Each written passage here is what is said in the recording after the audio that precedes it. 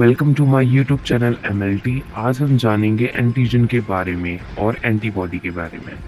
So antigen is any substance that's enter the body and start a process that can cause disease. यानी antigen का मतलब होता है एक तरह से फॉरेन सब्सटेंस, यानी कि हमारी बॉडी के अंदर जो बाहरी से एंटर होने वाला कोई भी ऐसा सब्सटेंस जो हमारी बॉडी को डिसीज़ कॉज कर दे, जो हमारी बॉडी को हार्म करे, जो हमारी बॉडी में बीमारियां पैदा करे, ऐसी जो सब्सटेंस होते हैं जो हमारी बॉडी में आते हैं उन्हें एंटीजन बोलते हैं।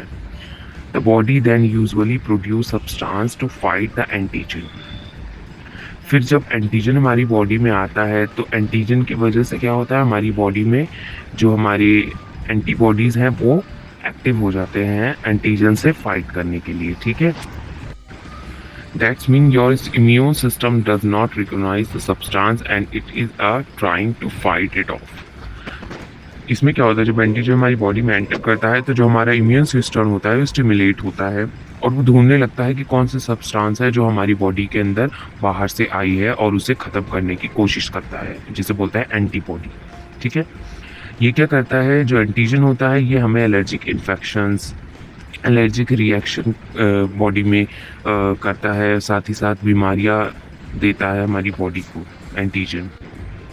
N antigen may be a substance from the environment such as chemical, bacteria, virus and pollen.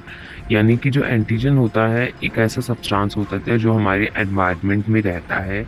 ठीक है, हमारे चारों ओर बहुत सारे माइक्रो ऑर्गेनिजम्स हैं। ठीक है, चाहे वो कोई केमिकल है, चाहे वो बैक्टीरिया है, या कोई वायरस है, या कोई फंगाई है, इनमें से मतलब कोई से भी जो सब्सटेंस है, कोई भी है सब्सटेंस जो हमारी बॉडी में बाहर से एंटर हो रहा है, तो वो सारी चीज़ें एंटीजन ही हो सकती है। इनमें से ये कोई भी हो सकता है, चाहे वायरस, बैक्टीरिया, केमिकल या कुछ भी, कोई भी माइक्रो ऑर्गेनिजम्स जो हमारी बॉडी में बाहर से एंटर हो रहे हैं। The pathogen has many epitope. Epitope का मतलब है जो हमारा एंटीजन डायग्राम में दिख सकता है, इस तरीके से एंटीजन जो होता है, ठीक है, उसका एक एपिटोप होता है। एपिटोप यानी कि जहाँ पे एंटीबॉडी से ये बाइंड करता है। ठीक है, तो इसकी जो जगह है ये एपिटोप है। सो ये जो पैथोजन है यानी कि जो एंटीजन है, इसका कैसा स्ट्रक्चर होता है, कुछ इस टाइप से होता है एंटीजन। और इसका जो एपिटोप होता है, एपिटोप वो जगह होती है जहाँ पे ये क्या करता है, एंटीबॉडी से बाइंड करता है। ठीक है, और एंटीबॉडी के अंदर भी जो पैराटोप लिखा हुआ डायग्राम में आप देख सकते हैं, पैराटोप होता है, ये पैराटोप होता है जहाँ पे क्या करता है, ये साइट होती है जहाँ पे एंटीजन आके बाइंड करता है। ठीक है, एंटीजन को ये बाइंड करता है, और एपिटोप होता है जो एंटीजन एंटीबॉडी को बाइंड करता है अपने साथ। ठीक है, तो ये जगह होती है जहाँ पे इन दोनों का इंटरेक्शन होता है एक दूसरे के साथ। This is a protein but can nucleic acid and carbohydrate and lipid. ठीक है, इन सब चीज़ों से ये बना होता है एंटीजन। सो नेक्स्ट है एंटीबॉडी। एंटीबॉडी क्या होती है, जब हमारी बॉडी में एंटीजन एंटर करता है, ठीक है, यानी कि कोई भी फॉरेन सब्सटेंस जो हमारी बॉडी को हार्म कर सकता है वो हमारी बॉडी का नहीं है। ठीक है, एंटीजन होता है जो हमारी बॉडी का नहीं है। ठीक है, तो एंटीबॉडी क्या करती है, जो हमारी बॉडी होती है वो रिस्पॉन्स करती है, उसका जो इम्यून डिफेंस मैकेनिज्म यानी कि WBC सेल्स जो होते हैं वो क्या करते हैं, एक्टिव हो जाते हैं। तो फिर वो क्या करते हैं, एंटीबॉडी प्रोड्यूस करते हैं। ठीक है, तो जो एंटीबॉडी होती है क्या होती है, प्रोटीन कंपोनेंट होता है। ठीक है, हमारे इम्यून सिस्टम में जो कि हमारे ब्लड के अंदर बनता है। ठीक है, एंटीबॉडी ये क्या करता है, जो फॉरेन सब्सटेंस आते हैं यानी कि जो बाहर से कोई भी एंटीजन आता है, चाहे वो बैक्टीरिया हो, वायरस हो, उन सबको क्या करता है, उनका पता लगाता है कि कौन सा जो सब्सटेंस है वो एंटीजन है हमारी बॉडी के लिए, यानी कि हमारी बॉडी में नहीं था, ये बाहर से आया हुआ है, तो उसका पता लगाता है एंटीबॉडी। ठीक है, another word of antibody, antibody को हम इम्यूनोग्लोबुलिन भी बोलते हैं। ठीक है, हमारी इम्यून सिस्टम में जो हमारी बॉडी को प्रोटेक्ट करने के लिए एक सब्सटेंस होता है उसे एंटीबॉडी बोलते हैं, जिसे हम इम्यूनोग्लोबुलिन भी बोलते हैं। सो एंटीबॉडी एक प्रोटीन होती है जो कि हमारी बॉडी को प्रोटेक्ट करती है अनवांटेड सब्सटेंस, यानी कि कोई भी एंटीजन जो कि हमारी बॉडी में बाहर से आया है उनके खिलाफ क्या करती है, एक्शन लेती है, उनको डिस्ट्रॉय करने में हेल्प करती है। ठीक है, ये क्या करती है, एंटीबॉडी जो होती है इम्यून सिस्टम को एक्टिवेट कर देती है, जिससे कि क्या करता है, वो एंटीबॉडी जो होती है ये क्या करती है, एंटीजन से बाइंड करती है, और बाइंड करने के बाद ये क्या करती है, सिग्नल भेजती है न्यूट्रोफिल को, और ये क्या करता है, उस एंटीजन को क्या कर लेते हैं, इनकल्व कर लेते हैं, यानी अपने अंदर कर उसे ख़त्म कर देता है।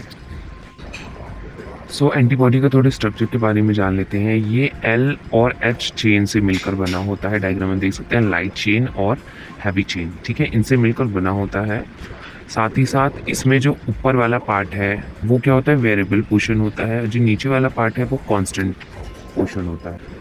सो इसके जो अपर वाला पार्ट है यानी कि वेरिएबल पोर्शन, उसे हम बोलते हैं FAB यानी कि फ्रेगमेंट एंटीजन बाइंडिंग, ठीक है। यहाँ पे क्या करता है, एंटीजन बाइंड करता है।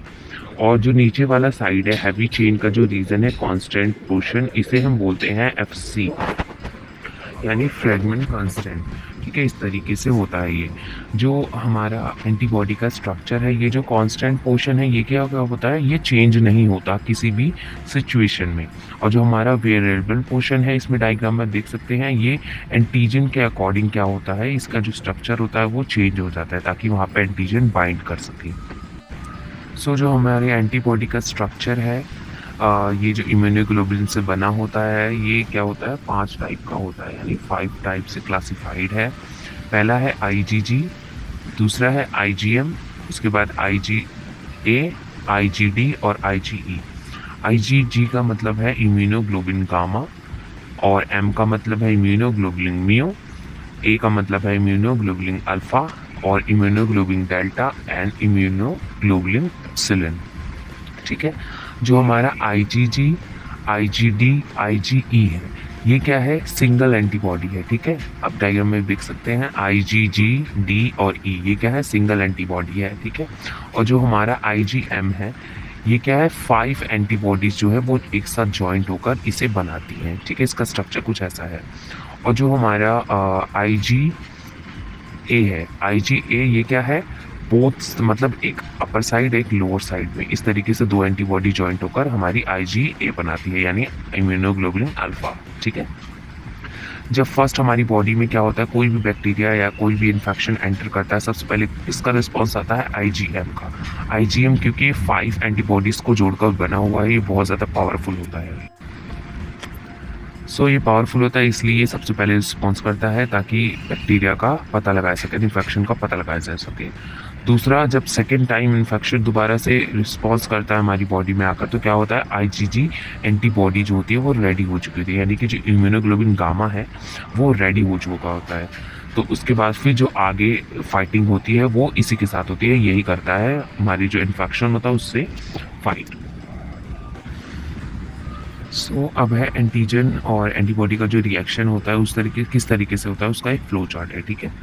सबसे पहले तो जो एंटीजन होता है, जब एक बच्चा माँ के गर्भ में होता है, ठीक है, तो उसके अंदर कई सारे एंटीजन होते हैं, उसके खुद के एंटीजन। जो उसके खुद के एंटीजन है ना, उसके लिए एंटीबॉडी कोई रिएक्ट नहीं करती जब वो इस दुनिया में नहीं आता, यानी कि जब उसका बर्थ नहीं होता है, उससे पहले जब माँ के पेट में रहता है तो उसमें कोई जो भी एंटीजन होते हैं वो उसके खुद के एंटीजन होते हैं। और जब वो उसका बर्थ हो जाता है यानी उसका जन्म हो जाता है, तो बर्थ के बाद जो भी सब्सटेंस अगर उसकी बॉडी में एंटर हो रहा है तो इसका मतलब वो क्या है, फॉरेन एंटीजन है जो कि उसे डिसीज़ कॉज कर सकता है या उसे हार्म कर सकता है। तो वो जो होंगे वो एंटीजन होंगे, उसके लिए ही जो एंटीबॉडी होगा वो अगेंस्ट उसके क्या करेगा, एंटीबॉडीज़ बनाएगा और उसे डिस्ट्रॉय करने में लग जाएगा जो बाहर से आता है एंटीजन। यानी बर्थ के बाद जो भी उसकी बॉडी में एंटीजन जाता है वो फॉरेन सब्सटेंस है, उसे किल करना ज़रूरी होता है। सो एंटीजन एंटर करता है सबसे पहले बॉडी के अंदर, ठीक है। एंटीजन आया, उसमें क्या हुआ, उसने क्या किया, एंटीजन ने जैसे ही एंटीजन हमारी बॉडी के अंदर आता है तो वो क्या करता है, इम्यून सिस्टम को स्टिमुलेट कर देता है, ठीक है, उसे एक्टिव कर देता है। तुरंत बॉडी क्या करती है, उसके अगेंस्ट क्या करने लग जाती है, इम्यून रिस्पॉन्स करने लग जाती है कि कोई चीज़ आई है बाहर से। उसके बाद क्या होता है, जो बी सेल होता है वो एक्टिवेट हो जाता है, ठीक है। उसके बाद क्या होता है, एंटीजन चाहे वायरस हो चाहे बैक्टीरिया कोई भी हो सकता है, ठीक है। उसके बाद बी सेल एक्टिवेटेड हो जाता है। उसके बाद क्या होता है, जो हमारे WBC के सेल्स लिम्फोसाइट है वो क्या करता है, उसका जो बी लिम्फोसाइट है वो क्या होता है, एक्टिवेट हो जाता है।